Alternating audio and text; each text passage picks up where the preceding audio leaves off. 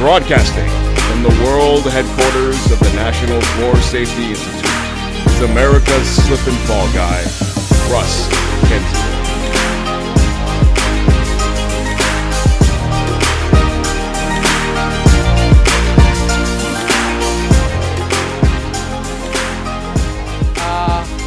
Little background, I'm Mr. Ed Foulke, partner in the Atlanta and Washington, D.C. offices of Fisher & Phillips, LLP.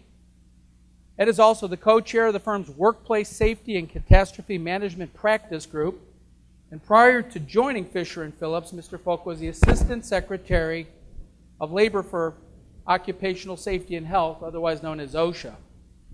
Named by President George W. Bush to head OSHA, Ed served from April of 2006 to November of 2008. During his tenure at OSHA, workplace injury and fatality rates dropped to their lowest levels in recorded history. For more than 30 years, Ed has worked in the labor and employment area, focusing on occupational safety and health issues, workplace violence, risk assessment and prevention, whistleblower protection, and accident and fatality prevention. Ed has also served on the Occupational Safety and Health Review Commission in Washington, D.C., chairing the commission from March of 1990 to February of 1994. Ed was named one of the 50 most influential EHS leaders by both EHS Today in the years 2010 through 2013 and Occupational Hazards magazine in 2008. On a personal note, I first met Ed when he got sworn in back in 2006. Is that correct? Right. I was in Washington, D.C. It was a really nice day. I was invited to the event through the National Safety Council, and I met Ed and his wife at that time and began working within OSHA to help encourage advancing the subject matter of slip, trip, and fall prevention, which we've all heard statistics today that points to just how big the problem is. And over those years, Ed and I not only developed a friendship, but we had put together, and frankly, all the work was done by Ed and his staff, a framework for slip, trip, and fall prevention, which of course is one of the leading causes of occupational health and safety injuries throughout really all industries. And it was through that experience and knowledge that we came to know each other. And as many of you know, and hopefully Ed will address this today, OSHA is looking to publish, it's on their website right now, the revision to their safe walking and working surface requirements this June. And I don't know if that's going to happen or not. Ed, you may or may not know if it's going to happen. But either way, I'm confident that OSHA's revisions are going to happen before the president's term is up next year. So with that, let's go ahead and give a warm welcome to Ed Foulke. Yep, thank you. All right, where's your thing? Oh, here it is. Oh, good. Be careful. Yeah. Once you're down. There. How y'all doing? Good to see y'all. Thank you for having me. I really do appreciate it. Where did they? Oh, okay. I have to look at this. I haven't seen one like this before. I understand we have some out-of-town people, like way out of town, Canada. Where's the Canadians? Come on, don't be shy. Is there any Canadians here? I thought there were some Canadians here. Oh, Canada! No, I never knew. That's all I know. Actually, anyway, and we got some from England, which is one of my favorite countries to go visit. I've been there a number of different times. I am actually, I was talking to a person earlier, just up outside here, from London, or actually Kensington, I think it was, and I noted that my ancestors came from Bala, Wales, and arrived in Philadelphia on July 12, 1698. So we've been here a little time here, so. But anyway, let's keep moving. We got to go ahead. We got a lot to go here. We're going to talk about this. You notice what I have here. We're going to talk about safety and health update. I'm just going to talk a little bit about what OSHA, where OSHA is going, and I understand having that other people from other countries here. Maybe we'll talk a little bit about kind of give you an idea of kind of where we're going from a safety and health perspective, what we're currently looking at. And when I was head of OSHA, I kind of found that it was kind of the same type of thing that when I was dealing with the Europeans, because I dealt with all the Europeans, When I was there, I dealt with Canada, I dealt with Mexico, down in South America, and I also dealt with the Asian, China, mostly China. So, and I could see that they always were looking what kind of America was doing to kind of see what maybe that they should be looking at. So, anyway, we're going to do that, and then we're going to do a reality check. And the reason I'm going to do this, I want you, because a lot of you, I guess, represent companies here. Some of you represent companies. Some of you actually assist companies on having great safety programs. That's what I want to talk about. And this transcends, it doesn't matter what country you're from here. We're going to talk about this and what you really need to be looking at, what we really want to do if we really want to help to have drive safety. I mean, clearly, slips, trips, and falls are the largest number of injuries that we have in the United States, period. Especially falls in construction, even in general industry. It's surprising the number of falls that we have there. So obviously that's a big issue there for the United States, and that's kind of why they're looking at the standard, the changes they made. We'll talk about that in a second.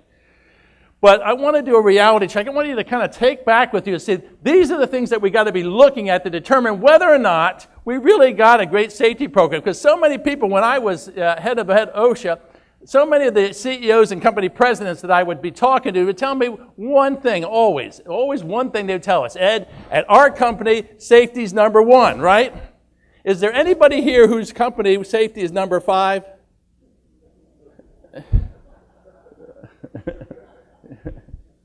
That's a published number that you put out? 4? Okay, you published 4.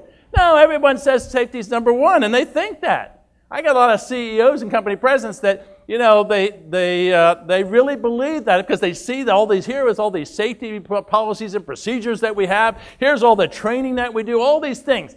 All that stuff does not mean you have a great safety program. It means you got a bunch of paper.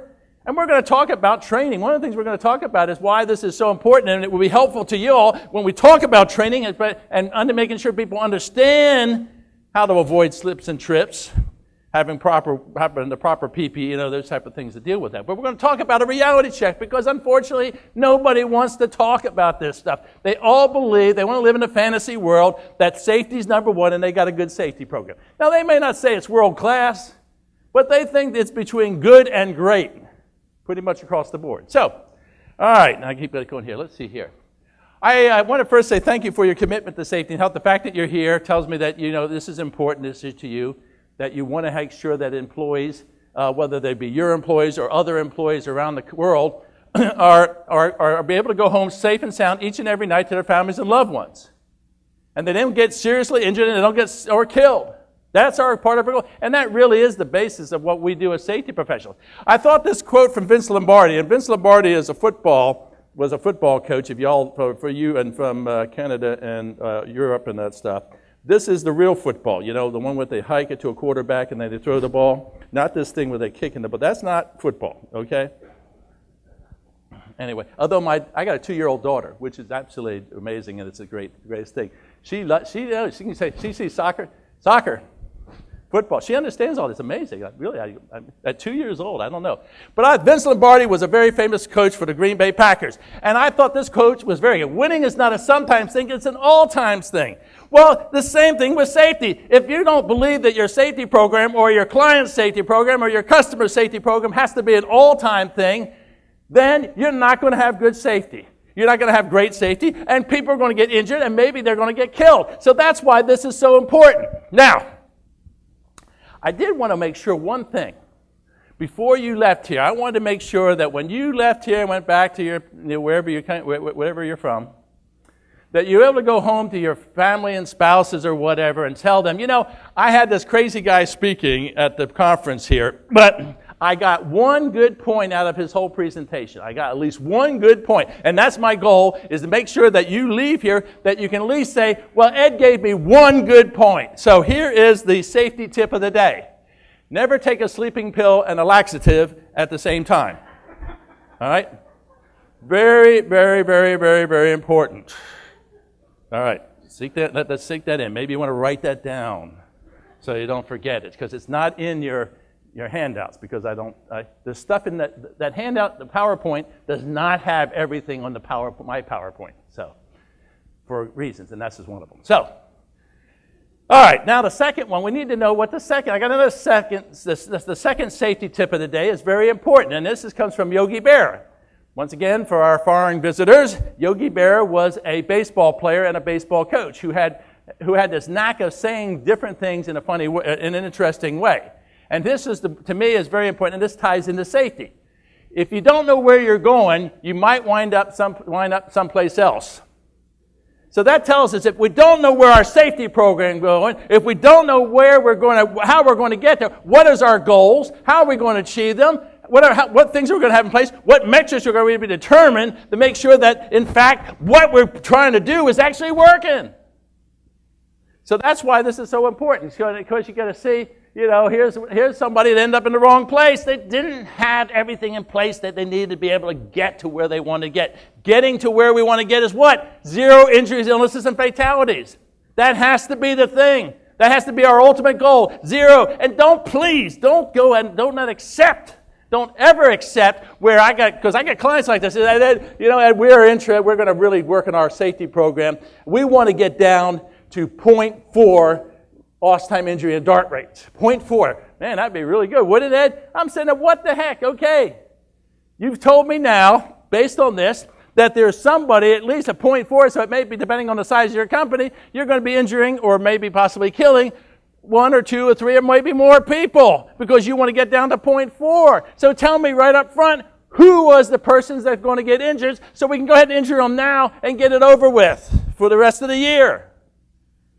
We should never be doing that. Those are not our goal. That is a wrong goal to have because unless you believe and your focus is always on getting to 0 injuries, illnesses, and fatalities, that is what has to be the goal. Not the ultimate, that is the goal, period.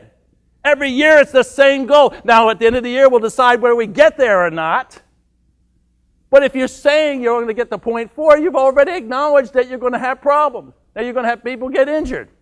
So that's not what you want to have. So we got to be careful about this. And here's another one here, another slip there, kind of full. See, we got to see.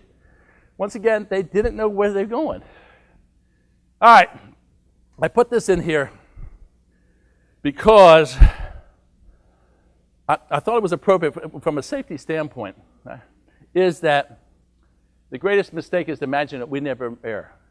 One thing we got to know, I make mistakes, you make mistakes, your employees or your customers' employees make mistakes.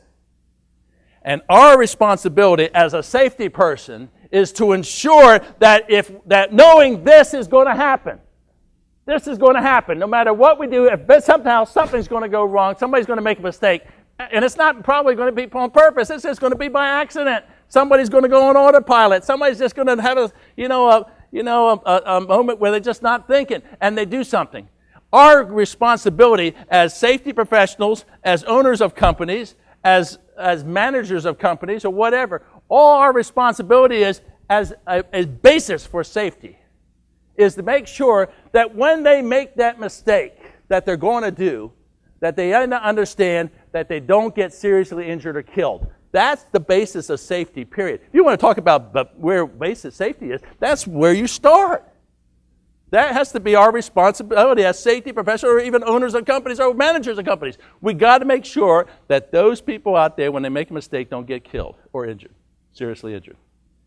So that's the basis. And then we can add all the other stuff on top of that. We can do the behavioral-based safety. We can do the safety observations. We can do the leading indicators. We can do all kinds of stuff. The predictive analysis is the big watchword right now in safety. We can do all those things, but that doesn't do it. So we just got to start from there. All right, let's talk a little bit about our safety program. Well, and first of all, and once again, now we're kind of getting to stuff that's OSHA specific. And I want to kind of show you where we are, and from you that are outside the country, you can kind of see, here's where we're at. When we have OSHA going in and doing inspections, these are the things that they are finding. These are the top 10 things for the last 3 years as to what it was. You notice the first 4 are exactly the same. In the same order, I think. Wasn't it in the same order? Yeah. All of them, all first 4 are all the same order. So this tells us these are the problems that OSHA is finding. These are the violations that OSHA finds. These are the things that employers aren't doing that OSHA finds during the inspection. So this list is actually very informative and can be used as a tool in order to say, okay, if this is the things that OSHA finds out, which one of them are applicable to my business or my operation? And what do I got to do? Am I in compliance with them? Are they things that we're finding? Because a lot of these things, fall protection, you know why they're coming out, why that's there? It's because people are getting seriously injured and possibly killed from fall protection. So OSHA's automatically coming in there, so we know this is a problem and this is why. So you need to realize this is one of the big issues for y'all, particularly in your industry, that this is number one for the last 3 years. So we need to be aware of all those type of things. But you can see this, and like I say, you can use this as a tool, or employers can use this as a tool to kind of see, are these applicable to my operations? Are we in full compliance? Have we eliminated these hazards? I put these in just so you can see how some of the fines that we've had, just so you're familiar with it. These are the top ones. And these are not all big companies. Most of them are big companies, but I've had 2 clients. Both of them have less than 50 employees. One had OSHA citations for $1.9 million, and one had citations for $2.1 million. So don't assume just because you're in a small employer that what I consider small, it's under 50, that you can't get hit for a big amount of OSHA citations. So we have those type of things. But these are some of them just so you can kind of see that. And these are, this is my low-hanging fruit list. I put this in there because, and to tell you the truth, I am sure that even if you're from Canada or England or wherever you're from outside the United States, you can go and look at this list, and you can go to any facility in your country and find half of these things there. I'm convinced of that. I have no problem, because I know I can go into any facility in the United States and find half of these violations, these top 25. And I'm not going to go through them because they're a whole series of things. But it's important to have it. Once again, this is a tool. This is a tool that you can utilize there, because there's certain things that you're required to do, at least from an OSHA standpoint in the United States. But like I say, I think if you looked in a lot of stuff, you're going to find the same things, these type of things. One thing is amazing, number 8, I don't know who takes those ground plugs out of the extension cords. I don't know who's stealing those things. I didn't know there was a big black market for those things. Just that little piece of metal. It just seemed kind of strange, but it's amazing. I can find those all the time. If I see a portable fan, one of those tall portable fans, 90% of the time they're missing the plug. 90%, it's amazing. I just go there and say, hey, how much you want to bet? You want me to bet a steak dinner that doesn't have the ground missing? It's missing the ground plug. So I get a lot of free meals that way. But anyway. All right, and here's some of the others. But once again, these are tools. These are tools to help you in saying, okay, these are some of the problems that OSHA is looking at. And the reason I put this is not in the this is my top 25 list. This is not OSHA's top 25, but I guarantee OSHA is going in there, and you can go into your facilities and find half of these things, or your clients' facilities and find half of these things. And this is just tools that you can help them to improve their safety program, maybe taking it from good to great. So that's the kind of thing. So that's kind of what we're trying to do here. Once again, this is an American thing, but I don't know if I don't remember. I should know. I don't know. I'm sure that the Europeans, I don't think the Chinese do, and I don't know if I'm sure Canada does. But anyway, this is our National Emphasis Program. These are the things that OSHA is saying. These are problems that we consider to be very important, and we're going to target these areas for inspection. And so this is the ones that they're kind of doing here. Amputation's a big thing. You got amputations here in the United States. You got amputations over in wherever y'all from, okay? Whichever country you're from. You're going to have that same issue. And to be quite frank, some of the countries, some of these other countries you go to, China, man, they got their machinery, their machine guarding is really in need of improvement, to tell you the truth. But that's the way it is, But they're moving. They're really making great strides there to that. But this just gives you an idea of where it is. And I don't know about nursing homes. I suspect you all have the same problems we do at your nursing homes over in Canada or over in England or wherever over in Europe, whatever it is. I'm just telling you. But these are the things that we're looking at. These are the things that OSHA is focusing on. So you need to be aware of that. Just kind of look at that. The reg agenda, okay, now we're kind of getting a little bit of something we'll talk about in a second about the walking working surfaces. These are some of the ones that OSHA's looking at. A lot of these pre-rules will not get through. There's a proposed rule in silica that will come out before the end of the term. That is their number one standard that they want to get out. This is something that they focused on. The unions are big on this issue. They're going to cut the Pell in half, even though that the information that was provided showed that that's not economically feasible. But they don't care because that's what they're going to do. That's just the way it is. The only good thing is the business community, for the first time that I've ever seen, really was really good about putting in the economic data that they need to put in to be able to have this thing thrown out by the courts. So, because there's no doubt that they can't wait. They were going to go cut it in half. I wanted to kind of move it and leave it the Pell where it is, because our problem is if they cut the Pell in half on silica, first of all, we lose the foundry industry in the United States. It's out of here. They can't make it. And there's going to be some question about the construction industry in the United States there, because it's surprising the amount of silicon with them cut in half. Now all of a sudden they're all brought into this issue. So they're going to be either that, you're going to be seeing everybody wearing respirators on construction sites. So it's going to be very interesting to deal with those type of things there. The beryllium, they may do that at the same time. I don't know. The cranes and derricks, we had put out the cranes and derrick standard when I was there. It was supposed to kick in. That certain provisions kicked in. They get the crane operator certification was supposed to kick in last year. Excuse me, at 14. But it was really weird. This was cranes and derrick standard was what they call a negotiated rulemaking. In other words, there were a whole bunch of groups of people in there involved in this whole process, supposedly all the stakeholders.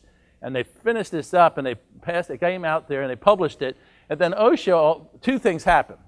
OSHA finally looked at it, started figuring out how they were going to force this thing. And it turned out that if you were an employer and you had a certified crane operator, OSHA couldn't cite you because you had a certified crane operator. So everything they were responsible for. OSHA didn't like that, so that was one of the reasons they pulled it. The other reason was that there were a number of training companies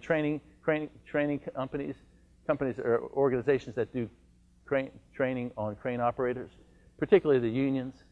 And they found out that they couldn't do capacity. They could do types, but they couldn't do capacity, I think it was, is that how it worked out. So all of a sudden, they weren't going to be able to do any training.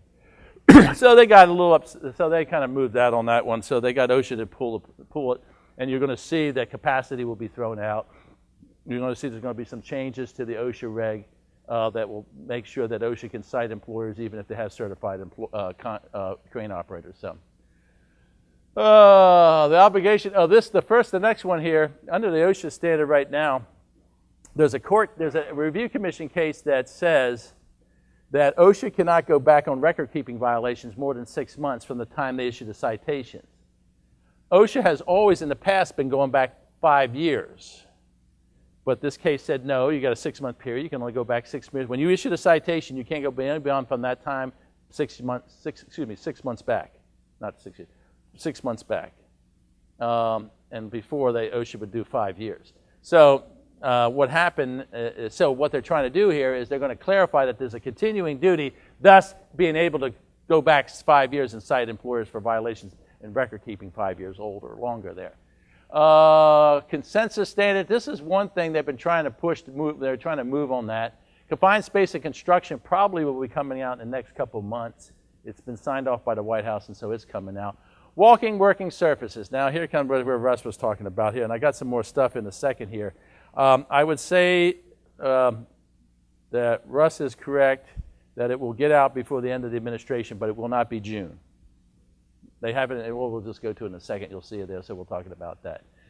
Improving and tracking workplace injuries and illnesses. This will require that if you have 250 or more employees, you will have to be quarterly electronically reporting, sending in your OSHA 300 data to the OSHA, and then they're going to publish that data so that plaintiffs' lawyers and union organizers and community activists can see what bad employers you are. So that will be that. So there. And then access to medical records. This is kind of new. They say they're going to go. This is going to direct final because this had, I mean, they just made the proposal and they're just assuming they're going to go direct final. And if nobody objects to it, then it'll become final. It'll become a final rule. We'll see what happens. All right, here's the walking working surfaces. As you can see, the standard has been going on for a good bit of time here. The original NPRM is Notice of Proposed Rulemaking. This would, when you have this, you can have different ones. You can have this there's really technically two types. We got Advanced Notice of Proposed Rulemaking. That under our system, under our rulemaking system, and under the American Administrative Procedures Act, an Advanced Notice of Proposed Rulemaking would say, we are thinking about doing a standard. We want to get your data. Please send us your comments. And by the way, we're probably going to hold a hearing on it. Please come and talk at the hearing. And from that, we'll decide how we're going to craft the standard. The Notice of Proposed Rulemaking, you will actually have in the Federal Register published a draft proposed standard. It will have everything in there. And that's what they did back in 1990, in April of 1990. We've sent it, OSHA published the first Notice of Proposed Ruling for Working Surface. There was an actual standard that they had proposed. And as you can see, they went through all that. Well, you can't see it, but there's a whole bunch of times that they did hearings and all this other stuff. And I had actually signed off on that one before I left OSHA. But OMB said, don't send it because we can't get it processed before the 20th of January of 2009, was when Obama took over. So that's why I left the week after the election, because I couldn't get anything else done. I had done everything I could do. So the new group, the Obama administration political people, they then come and looked at it, and they decided they want to revise this thing fairly dramatically. Well, I shouldn't say dramatically, but they made a lot of revisions. And they filed a second notice of proposed rulemaking in May of 2010. Their focus is much more in line with, as I read this stuff, and it's fairly, I got a copy of it, it's about that thick, the Federal Register notice. But they're really focused on fall protection. They really hung up on fall protection. And once again, a lot of the stuff that this administration is focused on is driven by the unions. And they've always, under the construction, and if you look under the construction fall protection, you can't have a body belt. Technically, in the general industry, you can. And that's going to go all the way. All that stuff, they're going to be updating. Basically, fall protection will be the big thing. But then they're going to be doing a lot of other stuff on walking working surfaces and looking to go. They want to get to a point where they understand that walking surfaces is a big issue, that we have this slip, trips, and falls is the #1 injury in the workplace. So they want to address that. And so that's why they're going to be looking at a thing, and then they're going to be talking about adding some of these things. So they did, like I say, they had public hearings back in January of 2011. They've been studying the record, and they said that this number, the 615, that number always changes. But I suspect they'll want to get this one out before the administration ends. Now, I was told by OMB that they would not take any more standards in October. No, it must have been October. Either September or October of 2008. So that means, and assuming that the same thing happens again at the end of this administration, so September or early October 2016, OMB will say, don't send us any more standards. So they will have to have got it over to OMB and have it start review before that time if they're going to get it out. So we'll see how that goes on that. So, and as I mentioned, it's the proposed rules intended to address workplaces that are leading cause of work-related slips, trips, and falls. Will update the general industry fall protection. Will eliminating climbing certain ladders without fall protection. And we'll emphasize it's going to be a performance-based standard. So that does give employers a little bit of a leeway as to how you comply with that. So it's going to be, we'll be looking at that, see how they do. Chemical management, this is another one that's big. And I don't know, the Europeans actually probably are better about getting these type of things. But we have a problem with our permissible exposure levels for chemicals. Right now, we probably only have PELs for probably 400 of the 4,000 chemicals that are out there, okay? So obviously we're way behind on that. And they've tried in the past to update the PELs. They tried to en masse back in the 90s. They tried to do an en masse update of the PELs, and the courts threw them out, said you can't do that. So it's just so hard for them to update a PEL at a time. So they've been looking, they actually ask them information and says, well, what can we look at? Instead of looking at Pels, basically, saying instead of us looking at Pels, what else can we look at? And I think that what we're looking at here is control banding. I think this is what they think they can do, go to control banding, even throw out the Pels. They don't even won't care about the Pels. Require employers to go employers to just go to control banding, which will result in them having employers once again determining what the level is. So you'll have to do that. So we'll see how that works out. I'm not exactly sure there, but anyway, they extended the comment period to October 9th. I don't know if they'll finish this one in time. I kind of doubt. I'd be surprised. Severe Violators Program. This is a program. This is not part of the reg agenda. This is a program that they've been very much focused in on. This is the bad employer, the bad actors. They love to call them bad actors. I never used that term when I was an assistant secretary because I just thought it was a derogatory term, bad actors, and I was trying to be more. I wanted to be more positive about things. I want to have people want to have great safety. I wanted people to try who didn't have great safety to go have. If somebody really was what they would call a bad actor, well, they'd get the enforcement stuff on that. So, but if you have a fatality and a willful violation, if you have multiple willful violations, if you have an egregious case, you can be put in the program. If you get put in the program, they're going to have a enhanced follow-up inspection at that site. They're going to have nationwide referrals to all your facilities. Now will be put on a priority inspection list for wall-to-wall inspection throughout the whole country. Even if you're in state plan states, you'll get inspected. They're going to put out a really nasty press release, and that's part of this administration's thought. They talk about this as a way to shame employers into having great safety. It doesn't work, but that's what they think. But that's the way, so they think that enforcement will get to zero injuries, illness, and fatalities, which is also a false premise there. But you can see there, they're going to be able to, if you don't follow everything exactly, then they can go to federal court and get you for contempt. So, focus on whistleblowers. Yes, this has been a big area. OSHA has been very much focused on the last couple of years on whistleblower claims. People who are complaining about safety issues who somehow get retaliated against. So they've added more people. They're changing it. They're actually changing the cause determination. They're going from a preponderance of evidence to kind of a reasonable person test, which makes it easier for OSHA to make and the claimant meet their burden of proof. They haven't moved that far yet. They've talked about it. They've announced that they're looking at going this way. I'm sure they will before the end of the administration because they want to make it easier for whistleblowers. They think that when I was head of OSHA, we roughly had 5% of the claims that OSHA, whistleblower claims that they looked at had merit. Now that number has jumped up because if nothing else, the head of OSHA says to all the compliance, whistleblower compliance officers, 5% is too low. There are more people are getting, are retaliated against than 5%. But that's once again his belief based on his personal philosophy. And of course the unions have also pushed this a lot. They've been very much focused on saying that employers are underreporting injuries, illness, and they're also retaliating against employees. But, once again, but they've also added online, you can go online, you go to the OSHA website, the very first thing you'll see is file a complaint. Right on the top there. And you click over here and it comes up on the screen, put your name, address, phone number, put your company's name, address, phone number, your supervisor, and then if you don't exactly know how the employer retaliated against you, there's a whole series of boxes you can check. So it makes it really easy to do that. You push submit, and it goes there, and they'll send an investigator and talk to you, and then if they think you got any type of claim, they're going to go forward on that. So, but anyway, and then they did a thing on safety incentives there, and that's one thing I noticed there. But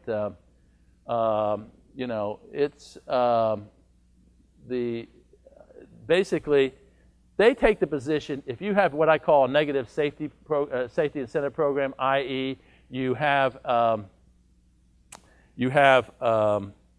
where you kind of encourage. And let me give you an example. You have a safety incentive program that if any employee does not have a lost time injury the whole year, they get a $100 gift card. Okay, that's your safety incentive program. Joe gets injured, and because of the nature of his injury, he got an amputation. Tip of his finger got cut off, and he had to report that. That was reported. Come the end of the year, Joe doesn't get the $100 gift card. OSHA considers that you have now retaliated against him because he has utilized his rights under the safety program. So anyway, so we're going to go that. So that's where they look very much focused on this. So I need to come down here so I can see a little bit better. Can you see me over here? Well, now I'm making it tough for him, but I can see you all a lot better. See, and I can wander around and see what everybody's doing there. I love seeing this kind of stuff here. Temporary employees. I don't know if you all have temporary employees or you have clients that have temporary employees. You need to understand this is a huge issue for OSHA. I mean, a huge issue. And of course, unfortunately, it was one of my clients that had the seminal case in this one, and it was a really bad situation. An employee, temporary employee, gets killed on the job 2 hours into the shift on his first day on the job. So it was a very sad type of situation. But anyway, but these are the things they're going to be asking you. If they think that one of the first questions in an inspection is they're going to ask you, do you have any temporary employees? And if the answer is yes, they're going to say, well, please tell me, let me see your contract. Let me see the training that you've done on them, on those employees. Let me see the hazard assessment that you've done and provided to these employees so that they know the hazards associated with it. They're very much focused on this. And then they're going to say if these employees had if they had any injuries or illnesses, and if they have, then they're going to say, then you need to go and make sure that they're on your 300 logs. Because if you supervise employees if you supervise temporary employees, their injuries go on your logs. It's just required. That's part of the requirement. Says so. That's that. All right. This was the big change here too on record keeping. This is what's right now. We're getting a lot of people trying to come back up here, make it easier for you. I know you. They changed. They went from the SIC codes to the NACE codes, which was a good change because there were all these companies that just didn't fit in a SIC code because they were so old. All the new tech companies and all that stuff, they just didn't have it. So they wanted to do. So they changed that. So that was a good change. And as a result of that change, about, 25 new industries who previously were partially exempt. And when I say partially exempt, it meant that they didn't have to do the 300 logs. Now, those 25 industries now have to do the OSHA 300 logs. Never was there a change in who was required to report certain things. And in the past, all employers are required, if you had a fatality prior to January 1st, 2015, if you had a fatality, you had 8 hours to call OSHA. If you had the hospitalization of 3 or more employees, other than for observation, you had to call OSHA within 8 hours. Come January 1st, they changed. Fatalities stayed the same, okay? But now, if you have the hospitalization of 1 employee, and that's much more frequently, you're going to have that situation than having 3 people get injured from 1 incident. So now, if somebody is hospitalized, other than observation, an inpatient hospitalization, in other words, they're admitted to the hospital, then for treatment, then you got 24 hours to call OSHA. And they're going to ask some questions to you about that and make a determination how they want to do it. If it's just 1 employee, they're going to send you a form called rapid response, and they're going to ask you to fill it out. Do not use their form, okay? You don't want to use their form. You want to use do your own investigation. It's an accident investigation. Do your own accident investigation. And then give the results. They want the results back in 4 days. That's why they call it rapid response. So you need to be looking at it, and then they'll make a determination to come. Now, if you have 2 people or 2 or more people injured, more than likely they're going to come out and do an inspection. But you have, like I say, you got 24 hours to call OSHA if you had the inpatient hospitalization of 1 employee from a work-related injury. If you have an amputation, and what they define as amputation is loss of a fingertip. It's not a digit. In the notice of proposed rulemaking, it talked about loss of a digit. When the final rule came out, it just said fingertip. So if you lose a fingertip, you have 24 hours to call. If an employee loses a fingertip, you have 24 hours to call OSHA. So let's keep going here. I've got to keep going because I'm running out of time. Let me get the last one. Excuse me. Loss of an eye. That doesn't happen too often, but you need to be aware of that stuff. Okay. This is corporate-wide. They're talking about corporate-wide settlements. I don't know why they got away from them, and now they want to go back to them. I'm not exactly sure where they're going on that, but I've been told that's what they've been talking about doing. Here's the different agencies. You have an accident. Here's the type of agencies that all can show up at your door. If you have, depending on the type of accident you have an explosion or something, you're going to have all these things. Remember the Imperial Sugar explosion down in Savannah, most of these agencies showed up, okay? And you're going to be having to deal with them, or your client's going to have to deal with them all at the same time. And guess what? It's not that easy. So you need to be aware of that type of on that thing here. Here's potential civil liabilities. We're seeing more and more cases being brought against employers for safety violations. But what's really surprising is we're seeing more criminal liability, particularly at the state level. But there is some, because OSHA has criminal penalties, but they're misdemeanors. So there's not too many, I bet when I was at OSHA, we would refer 2 or 3 or 4 cases a year to the Justice Department for possible criminal prosecution. The others are, there's just different, But where I'm seeing it, let me kind of go here. Look at this. These are the federal things. There are federal felony things that they can tie into. If you're providing false statements to the OSHA inspector, they might go into this. Now we do have a fatality, or a felony. Obstruction of justice, we're destroying evidence or whatever, we're misleading people. That's going to get you in jail. Fraud, destruction, falsification of documents, all these things. And then you have the state criminal laws, and this is where I'm seeing most of the criminal action being brought for safety violations in the United States at the state level. Because you don't have to have, you can have manslaughter, that doesn't require negligence, okay? Manslaughter can just be, or maybe it is kind of negligence. Criminal negligent homicide, reckless endangerment, all these things that they can bring actions against that are a lot easier than the feds. And we're seeing a lot more of that all the time. All right, so now we've kind of talked about what OSHA is, and I'm going to try to put out what I got. 10 minutes, is that it? I don't want to go over here. People got other people that want to hear. All right, this was for the Brits. He who fails the plan is planning to fail. Winnie. Was he winning? I don't know. Anyway, come on, let's go. Oh, I love that. Wait, this is the next step of the day. I got a couple more in here, so I thought you might want to remember. Anyway, I know the Canadians know about baseball. I don't know if the Brits do, but anyway. Yesterday's home runs did not win today's game. So this applies directly to safety. Just because you had a great year last year doesn't mean you're going to have a great safety year this year. It's a continue everything. Every game is new. Every day is new with respect to safety. It doesn't matter what you did before. It didn't matter what yesterday was. It doesn't matter how good your safety program you thought it was. Things are changing in the workplace. You've got to be constantly improving. This is a continuous improvement thing. Safety is continuous improvement. Some people think that once they get the 0 injuries and illnesses, they can get off the station here at this station. They've arrived. No, you haven't arrived. You just stopped. You're at a stop and you're going to the next station. Because safety continues, you got to continually improve, and every day you have to do it over again. So that's why I thought this was a great little quote here from Babe Ruth. All right, I'm going to run through some of this stuff here, but these are the things that I think when I'm looking at when we're trying to figure out how can I go from a good program to great safety, how can I go from great to world class? I mean, these are the things that you obviously want your clients to get. You want to move these type of things here. And these are the things. So the question is, if you have a company mission, vision, value, and I think all this stuff applies around the world. It doesn't matter. It's not just an American thing here. This is everything. Matter of fact, I'm on the American Society of Safety Engineers, their technical advisory group for 45001. 45001 is the standard that's probably going to be finished up. It's an international. It's going to be an ISO ANSI certification system. 45001 will more than likely replace 18001. May replace NE10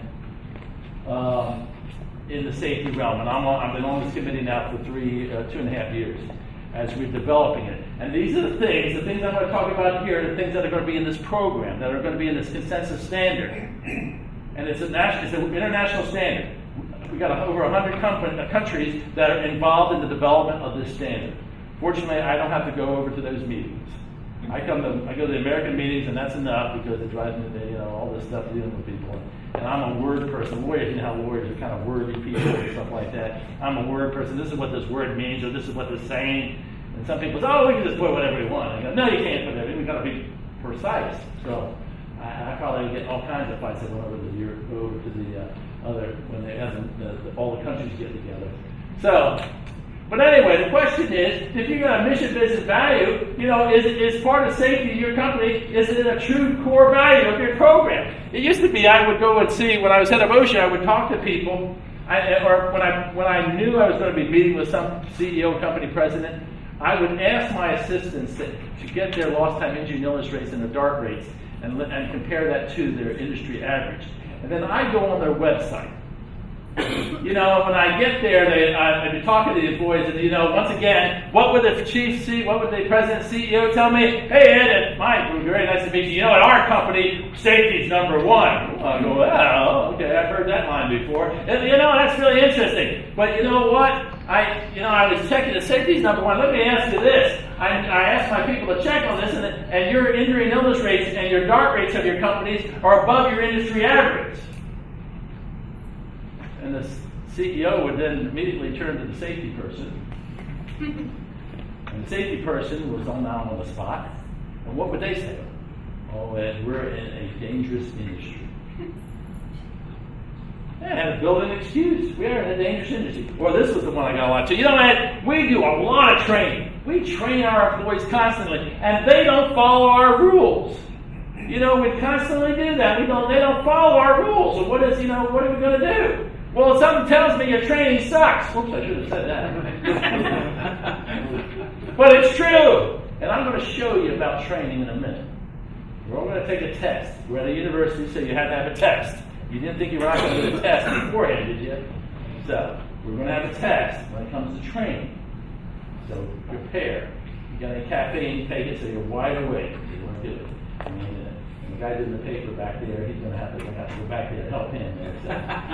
So I see a couple of y'all on your Blackberries. I'll be coming back and seeing you on that. So get prepared. Oh, and that was the other thing. Then I said, I was looking at I'd say this to the CEO. I was looking on your website and I saw your mission, vision, value statements. Always, they go, yeah, we really worked hard on that. We had, we really are focused on our mission, vision, value. We got a lot of input in there. We had that. And I said, that's really interesting. You tell me safety's number one, but I look on your mission, vision, value, particularly your value statement, and I don't see one word about employee safety. So how can safety be number one if you don't even say it in your mission, vision, value statement? It don't work. You're lying to your employees.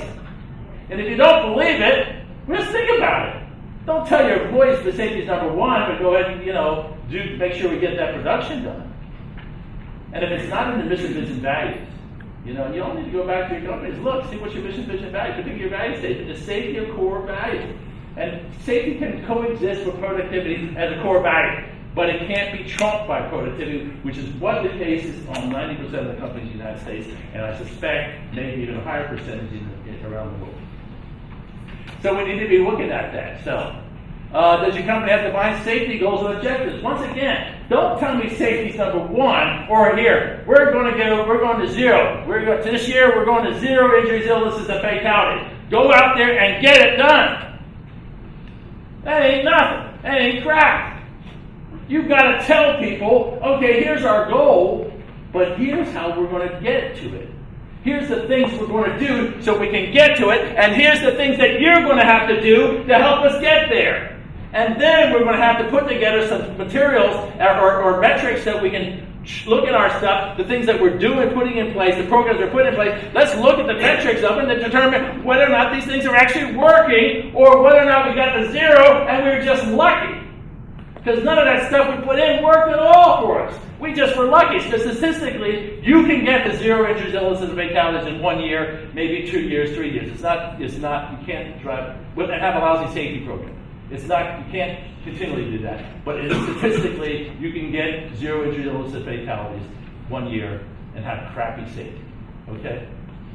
So we need to understand those things. If we're doing that, eventually somebody's going to get caught up. And unfortunately, as a safety profession for decades, we looked at injury and illness rates, we looked at DART rates, we looked at workers' comp mod rates. Those were the things that we constantly monitored. They were our metrics to determine whether or not we had a good safety program out or not. And it turns out those numbers mean one thing and one thing only: how many people you injured. That's it. Has nothing to do with your safety program. Well, that's what we use. Now, fortunately, we've gotten away from that. We're doing some of these other things with leading indicators, which ties into behavioral-based safety and all this other stuff. So we'll see this. So what is our metrics there? Make sure that we have that we're determining what the things that we put in place are actually working. They're actually doing what they're supposed to be doing to help us reduce our environmental safety. But how often do you get your employee safety involvement? Employee engagement. You can't imagine the commitment, obviously, then you have to have employee engagement. And it's more than employee involvement. There's a difference between employee involvement and employee engagement. All of you are involved because you are in this room. Okay, you're involved. Now, the people that are reading the newspaper and all their Blackberries and all that other stuff are not engaged. They're involved, but they're not engaged. That's the difference. That's how you need to understand all that. That's how it works out. That's the way it is. So we got to figure out how we get to engagement, because once we get employees engaged, the studies show this clearly. If we can get our employees engaged, they will take ownership of safety. They will not allow you to come into, if you're the company president, they will not allow you to come on the work floor without your hard hat or safety glasses or steel-toed shoes or whatever else you have, earplugs, whatever you have to have. They will stop the president of the company if they're engaged from coming in and doing anything unsafe. That's where we got to get to. That's how you drive the go from. That's where you get to great and world-class safety. That's what we're trying to achieve. So we got to see how much are they involved. Are they involved, engaged? Are they involved sometimes, not involved at all? Who cares? Maybe. Unfortunately, a lot of people say, who cares what the employees think? We're just going to put out these policies and procedures. Well, if you're not involved in them, you're never going to have great safety. If you don't have stop work authority, look at that down there. If you don't have stop work authority, where employees can stop work if they feel that anything they're doing is unsafe, if you don't have that, you'll never have great safety. Never, ever, ever, ever. It just ain't going to happen. Because if you don't have that authority, if the employees don't believe it, another thing is you can have stop work authority. You can say you've got stop work authority. There's a lot of union contractors that have in their contract that the employees have stop work authority, but they don't do it. They never do it because they know that's just it. Until we make sure that they really believe that they can stop work and they're not going to get retaliated against, that the company wants them to do that, because we're only going to do the thing that's safe. We're only going to do a job we can do it safely. So.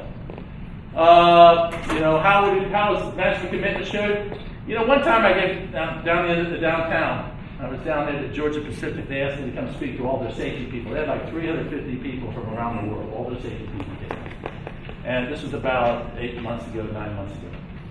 And they said to me, I get there early in the morning. The program started at 8. And they said, well, you're going to be speaking right after the company president CEO. He's going to speak first. And then you're going to speak right after him. He's starting at 8. So what am I thinking? Oh, I'm going to speak after him. I'll be speaking about 8:15, right? Maybe 8:20. Right? I started at 9:15. He spoke without notes about safety for an hour and 15 minutes. That was a person who showed me that he was committed. That's why they got to do safety in Georgia Pacific. They understand that. He understood the importance. And he was going to convey that importance to all his safety people, that this was an important commitment to him, and he was not going to allow people to get injured or killed on his watch, and that he wasn't going to allow them to let them do that, fall down. That's what he said. That's what he was supposed to do. But he knew all his numbers. He knew where they were, the things we got to work on. He talked about all those, and he knew it. And he was very passionate about it. So we need to do that. And so and that has to go all the way down. You can have the president put it down if the plant managers say, oh, we've got to get all that stuff out. We've got to get the product out. We've got to don't worry about safety, get the product out. Obviously, then the CEO's message is not getting to them, and they need to have a wake-up call. This is part of the reality check that you need to be aware of. When was the last time employees were fired for safety violations? If you don't have a line in the sand, and you only have to do this once, and people will get the message pretty clearly, you need to let them know. These are our safety rules. If you violate these safety rules, you will no longer be with us. And we don't care if you are our best employee. If you violate these rules, I care too much about you to make sure that you go home safe and sound each and every night to your families and loved ones. I will not allow you to be here, because I will not put you in that position that if you're not going to be safe, then you're not going to be here. That's it. And until you're willing to do that, You only have to do it once. I told you. You only have to do it once. You find somebody. They find, even if it's the best employee in the plant. You can say, sorry, you're our best employee, but I told you had to follow the safety rules. You're out of here. Goodbye. You know? And then all the other employees say, God, he or she's really serious about this safety stuff. And maybe he's really committed to make sure I go home safe and sound each and every night to my families and loved ones. And maybe I can really trust him, and I got to do the same thing. I got to understand why this, and now I can see why this is important, because it's important to him that I go home. He cares about I go home. He's going to go home safe, no matter what. Anyway, all right. And how would you describe yourself in safety culture? This is the other thing. I get a chuckle out of this every time. I get clients call me sometimes, because I do a lot of litigation. I represent employers doing OSHA inspections and contesting citations. But I also help them with their safety programs to drive to the next level, which is a little different. Most lawyers don't do this. Well, I don't know any other lawyers, but I kind of do that a lot. Because I've been doing this for 30 plus years. So I understand how it is, and some of my positions I've been put in the ability to see things that a lot of lawyers don't see. But I have companies, clients say, well, Ed, we got to get our safety culture. We got to get a safety culture out there in the system. Well, the answer is, if you don't know, let me tell you, every company in the world has a safety culture right now. Okay, they all have a safety culture. Now, if you don't know what your safety culture is, it probably is telling me that it's lousy. Okay. So don't tell me we gotta develop our safety culture. You already have a safety culture. You got to question is it lousy or it's good? And if you don't know, it's probably lousy. So we got to figure out how we take it from lousy to good. That's what they talk about safety culture. So you got to understand that. Some people think it's something that you purchase or something. I'm not exactly sure. And then this is the other one. How about your safety character? How is your employee's safety character? And the character is when somebody what they do when no one else is around. Are they safe when the supervisor isn't around? And you find that out from your injuries and illnesses. You find that from your near misses. You find out from safety, first aid logs, all this type of things. So I thought that and we talked about this, getting the specific roles, knowing the specific roles, how to get to what they got to do to help get to the goal for the company, overall goal at zero injuries and illnesses. Oops, what happened? I don't know what I did, but safety committees. I'm a big proponent of safety committees, but you got to make sure that you're doing stuff with them, that they're involved, and this is how you get employees engaged. You get them involved, helping you to do investigations, accident investigation. You have them involved in developing your safety programs. You should be reviewing all your safety programs and policies and procedures every year. They should be involved. They know as much, if not more, about the particular hazards associated with that particular job. So we should be involving in those things. And under OSHA, under the lockout tagout, you are required every year to do periodic inspections, once annually, of all your lockout tagout procedures. Well, why would you not have your employees, your employees involved in the review of those things? The operators that run these machines day in and day out, they're going to be able to look and tell you, yes, this lockout procedure works. Yes, but no, it doesn't work because, by the way, the maintenance people make some changes, and now when you lock this thing out, there's still an energized motor over here. So you need to be, because you're not going to know that, so you need to be aware of that. And then the other thing about, if you really want to have great safety, you should be doing accident investigations on all your 300 log injuries and illnesses. And if you don't keep 300 logs, you should do it, even if you're not required to. You should anyway, because it's a great tool. You can look at that. You can see on the 300 logs, if you see that 60% of your injuries are in Department A, that means you got a problem in Department A. Go find out what it is and fix it. A lot of people don't want to do that. Oh my God, it's just we're going to do an accident investigation on all these things. Well, yeah, I want to do that, but I also want to do it on every first aid one. Oh my God, it's got first aid too. Accident investigation on first aid?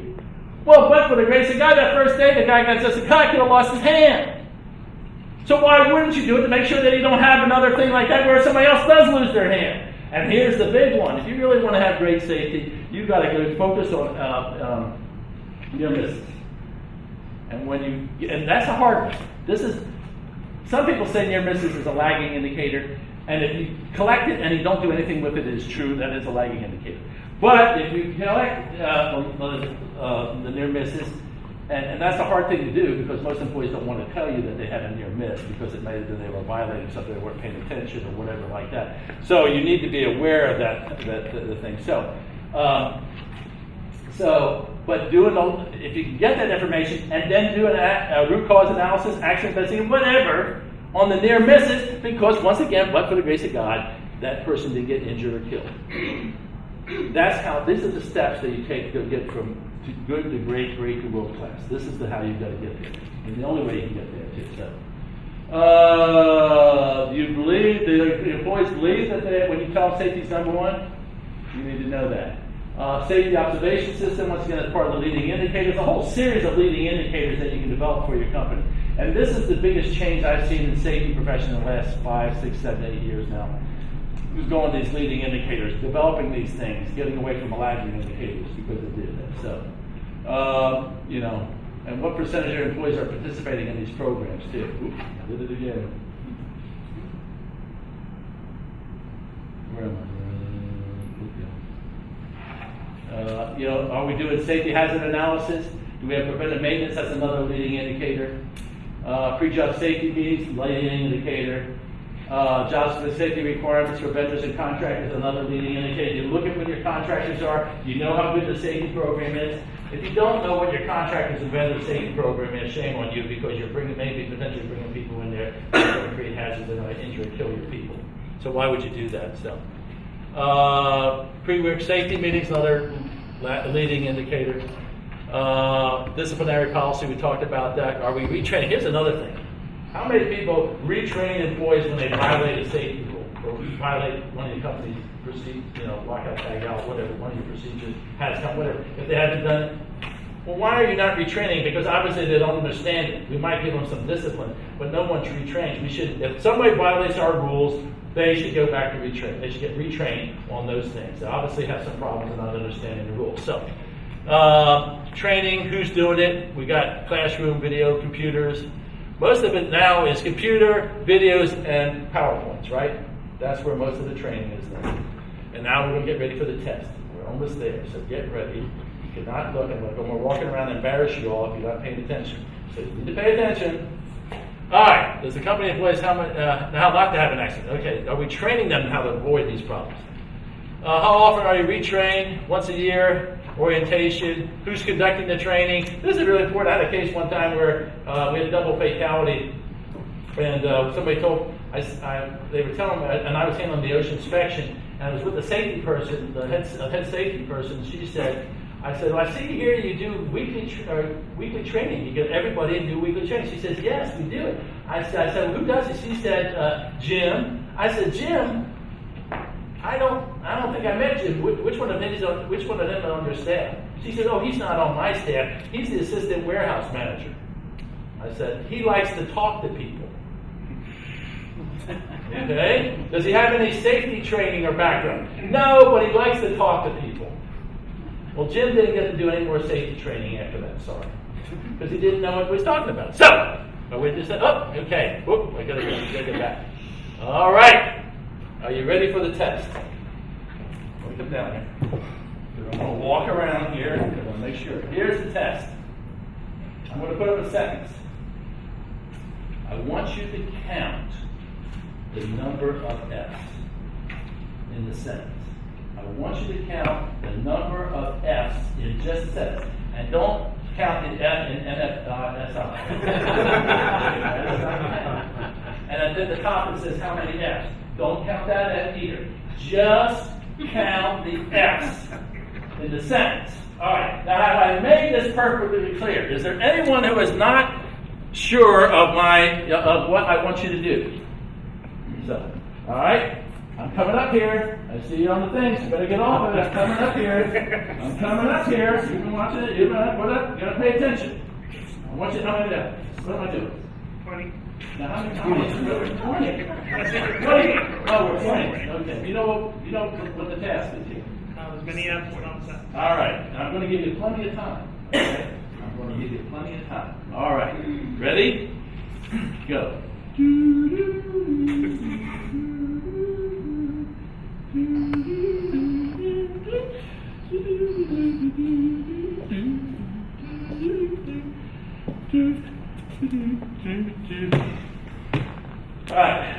I think everybody had enough time to do it. How many F's did you see? Who saw 3 F's? Raise your hand. Don't be shy. 3 F's. Come on. Even if you're wrong, that's okay. Be proud that you're wrong. All right. Who saw 4 F's? Who saw 5 F's? Who saw 6 F's? Who saw 7 or more F's?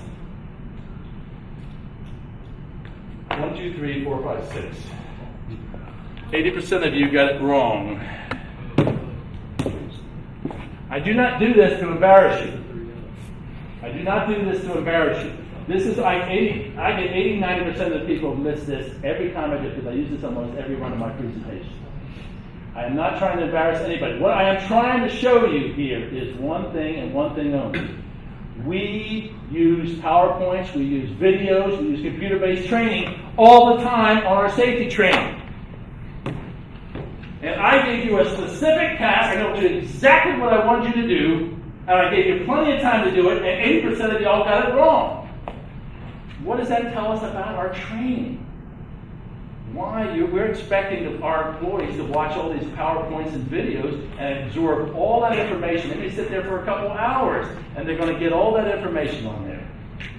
That's all this is about. This is to say, we've got to understand, we've got to make sure our training is really focused, and that they've got to understand it. We're going to have to probably repeat it a lot, and those type of things that people get.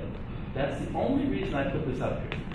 Because it's a truism that, people aren't getting anything. And we think we show them videos and we show them PowerPoints and everything else and they walk out of the classroom or orientation and they can walk out on the floor and be safe. Well, probably not. That's why I did this. It's the only reason I did that. Keep doing this. What is the deal here? All right. All right, well, we got to keep our program fresh. We've got to review our policies and procedures. We've got to get feedback from our managers and our employees. We've got to have communication as anything is always important. Can't stop learning. And we've got to have a strategic and operational plan. And I thought this was it's hard to read that at the bottom. I thought this was a quote from John Wooden, basketball coach. If you don't have time to do it right, when will you have time to do it over? Always remember that. It's safer than anything. It doesn't really matter, but it's really good too. All right, I keep doing this. What's the deal here? All right, what is this? Come on, stop. Maybe I'm not pointing in the right direction. Oh, this is the other safety tip of the day. Skydiving without a parachute is a once-in-a-lifetime experience. Yeah, think about that. Okay. All right, well, just thank you. I want to say once again, thank you for your commitment to safety health. Thank you for putting on this program.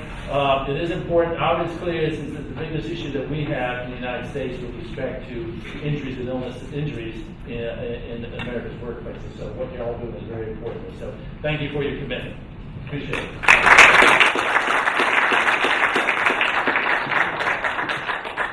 Any questions? Any questions? I think he's scared. Did he scare you? Thank you, Ed. It's funny that one of the stories he shared is an identical story that I had to share with a major home improvement company a number of years ago. I was invited to their corporate headquarters to talk about fall prevention, as it was a condition within their stores affecting both employees and their customers. And so I went to their corporate headquarters, sat in their lobby, registered with the receptionist. I noticed on her desk she had a stack of their annual reports. They looked like good, like National Geographic magazine. Just beautiful photos. It probably cost $25 each to produce their annual report. So as I'm waiting in the lobby to be escorted up to the executive office, as I'm going through and I'm looking at all their costs, how much money they spend on various line items, and of course when I open up the book, the first page, the very first 8 by 10. I mean, it was a beautiful photograph. And it was a photograph of 3 of their employees, arms crossed in front of their chest, and the title said, "Safety is job 1 at," and then the name of their company. It was a beautiful photograph, 3 very happy faces, and it was a big deal. I mean, it was the first page of their annual report. So as I was going through it, I'm trying to find some numbers as to how much money they spend on safety. I get escorted up to the executive office as I'm sitting down with their corporate officials, the head of construction, their legal department, their risk manager, vice president of risk management, and we started out the conversation, and I, of course, said, hey, I was fortunate enough to have some time downstairs reading your annual report about your company and your investments and how much money you spend on various aspects of your company. And I said, I couldn't help but notice on page 1 of your annual report was this beautiful glossy photograph of 3 of your employees with the caption of safety is job 1. And they all nodded and they started to grin, and it was much like Ed said. It was this bravado of, oh my God, this of course is a big deal to us.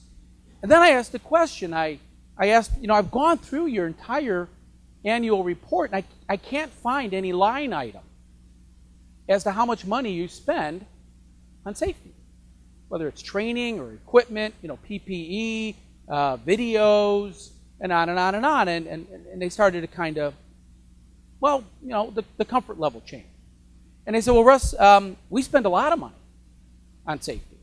I said, well, how much? I mean, I could see how much money you spend on advertising and real estate, and I could probably find out how much money you spend on toilet paper. And toilet paper is not number 1. Safety is not. You're telling me safety is number 1, but you don't know how much money you invest in what you call number 1, safety. And again, I got the same response, much like Ed did. In fact, it may have been the same company. Well, Russ, you don't understand the nature of our business. And I said, well, I do understand the nature of your business as it applies to the number of falls you're having. And I mean, that's why you invited me here. And given that you don't really know the number, the dollar, because remember, corporate America relates safety ultimately to cost, right? The cost of the injury, but also the cost of not having an injury, right? How much money do you spend preventing injuries is something you should be able to get that answer to. Needless to say, Ed, the meeting didn't go very well. In fact, it went very bad because they kind of folded up and said, well, obviously you're not on our team. And I guess I wasn't on the team. You quoted Yogi Berra and a lot of famous coaches. The team I wasn't on is the team that didn't want to deal with the problem. You see, the problem of safety is something that you have to invest in, you have to talk about, you have to know about. And sadly, they didn't. One question I do have for you, Ed, before you run off, and it's a question that comes up a lot, and it has to do with ANSI standards versus ASTM standards and all the different standards. The question I get asked a lot is, we published, the National Floor Safety Institute publishes the ANSI B101 standards for slip, trip, and fall prevention. And the question is, whether they're cited in the revised rule or not, what is the relationship, Ed, between ANSI and OSHA, generally speaking? Thanks. There was if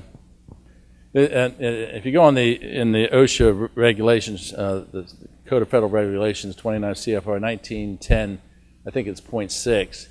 Those are all there. They list all the ANSI standards and all the other consensus standards that have been addressed or adopted by OSHA for that. And I think that's one of the things that they're trying to do is that, and if they're adopted by OSHA, then employers are responsible to comply with what's in those particular ones. Now, if they're not, and OSHA keeps, and they've been very much focused on this type, and that was one in their reg agenda. They talk about this thing about updating consensus standards because they want to kind of try to do the same thing again. They want to do an en masse adoption of those. Now, the problem I have there's 2 issues I have with them with consensus standards, to be quite frank. And I talked to the ANSI people about this, and they didn't like what I was talking about, but it was true. ANSI all the consensus standards, they go through a peer review of sort. They got a lot of people that have very knowledgeable about safety and particularly what the area they're looking at. It's just like the technical advisor group I'm on right now. A lot of really some of the top safety people in the country.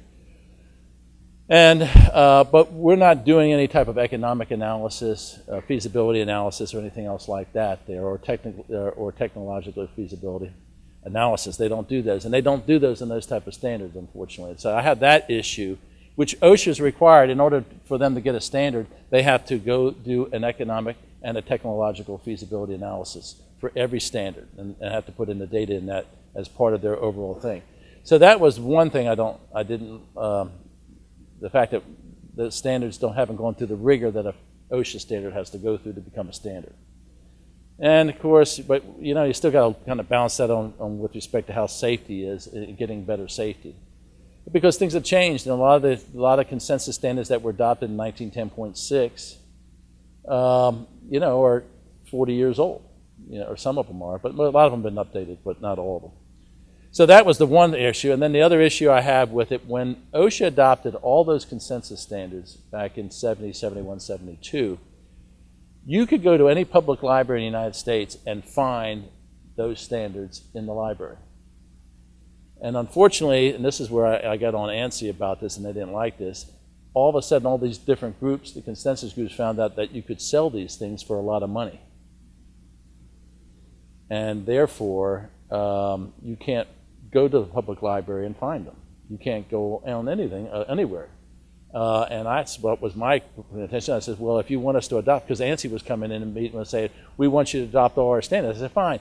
Well, then I guess you won't mind if then as any ones that we adopt, that we include them on our OSHA website so that they're access to the public. Oh, no, that's proprietary information. We sell that. They got to purchase it.